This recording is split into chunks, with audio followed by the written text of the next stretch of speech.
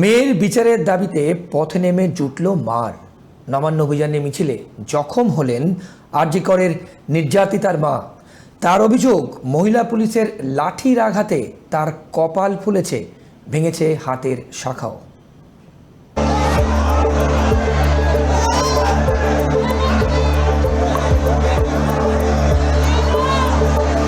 শনিবার নির্যাতিতার মা বাবাই নবান্ন অভিযানের ডাক দিয়েছিলেন।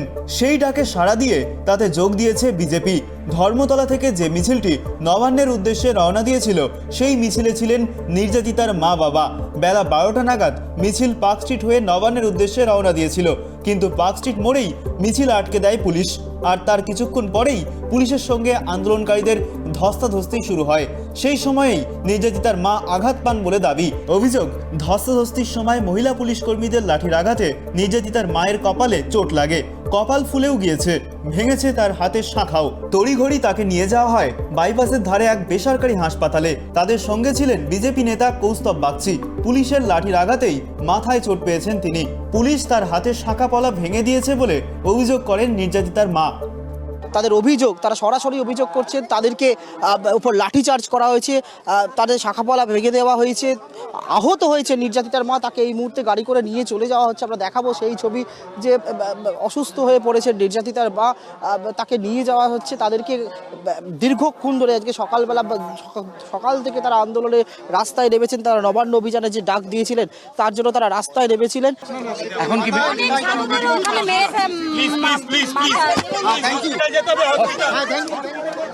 সোয়েলিং আছে, এটা ক্লিয়ারলি হচ্ছে মারের দাগ, এবং ব্যাক সাইডে দেখুন, সব তো এখানে দেখা সম্ভব নয়। যেটুকু আমি ইনিশিয়ালি দেখে বুঝেছি সেটা হচ্ছে ফোরহেডে একটা সোয়েলিং রয়েছে, মানে যথেষ্ট খুব জোরে বাড়ি না দিলে এই জায়গায় এরকম সোয়েলিং। কাকিমা তো বলছে, তারপরে হাতে দেখলাম শাখাটা ভাঙা আছে।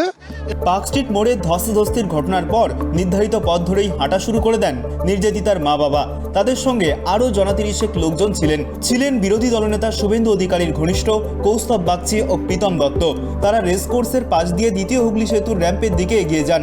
অভিযোগ, নির্যাতিতার মা বাবা রেসকোর্সের পাশ দিয়ে এগোনোর সময় তাদের পথ আবারও আটকায় পুলিশ।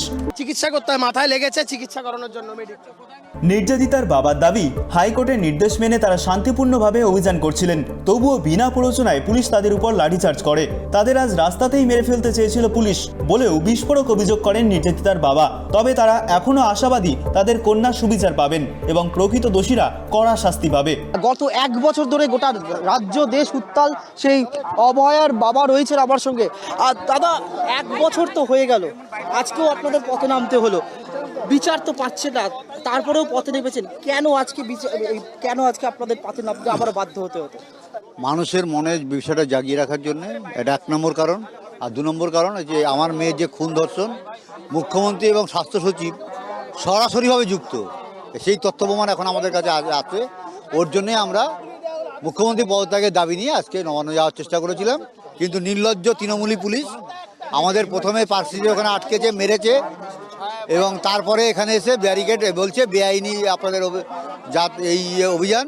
কিন্তু প্রমাণ দেখা, আমাদের কাছে কোর্ট বলেছে কেউ আটকাতে পারবে না। আমাদের যে মানসিকতা, যেভাবে কষ্ট করে মেয়েটাকে মানুষ করেছিলাম, আর বিচার পাওয়া তো সহজ ব্যাপার। পুলিশ তাদেরকে যেভাবে আঘাত করেছে তাতে কিন্তু তার গুরুতর চোট লেগেছে, এবং মাথায় চোট লেগেছে, কপালে চোট লেগেছে, সোয়েলিং হয়েছে, এবং সেই কারণেই তিনি অস্বস্তি বোধ করছেন। তার একটা ভমিটিং টেন্ডেন্সি তৈরি হয়েছে, ফলে সিটি স্ক্যান করা প্রয়োজন। তার সঙ্গে যারা চিকিৎসক ছিলেন তারা বলছেন যে সিটি স্ক্যান করতে হবে, সেই জন্য তাকে নিয়ে যাওয়া হচ্ছে এই মুহূর্তে হাসপাতালে।